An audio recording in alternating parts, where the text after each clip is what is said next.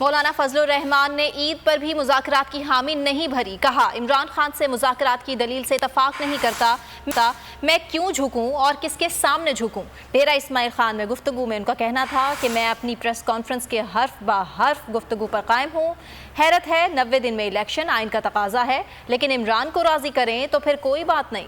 کیوں جھکیں، کس کے سامنے جھکیں؟ کیا وہ قوت ہے؟ پارلیمنٹ میں عدم اعتماد ان کی پارٹی نے اس کے اوپر کیا۔ پاکستان کی تاریخ میں پہلا وزیر اعظم ہے کہ جو عدم اعتماد سے اقتدار سے نکلا ہے۔ نمبر 2 یہ کہ اس نے پورے 1 سال میں تمام کارڈ کھیلی۔ امریکہ سے خط آیا وہ جھوٹ، مجھے قتل کر رہے ہیں یہ جھوٹ، لانگ مارچ اور لانگ مارچ، یہ ثابت ہو گیا کہ اس کے پاس عوامی قوت نہیں۔ آئین کا تقاضا ہے کہ 90 دن کے اندر رسم کیا جائے۔ ہوائے نفس کی ہے حکمرانی، لٹیرا کر رہا ہے پاسبانی۔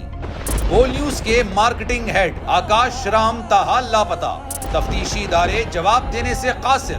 اہل خانہ پریشان، بیٹے کی جدائی میں ماں غم سے نڈھال۔ جو بچو ہندو ہوا پر آئے تھے جو کو پاکستانی، مجھے مہربانی کرے پنجو آکاش واپس کयो۔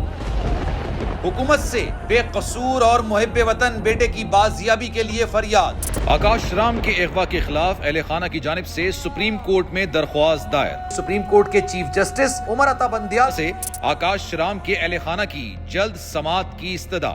مشکل کی اس گھڑی میں عالمی میڈیا نے بھی اٹھائی آواز۔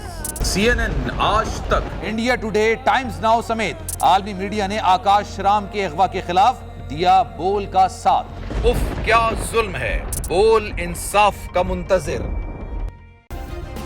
سبسکرائب کریں اور بیل دبائیں تاکہ کوئی خبر رہ نہ جائے۔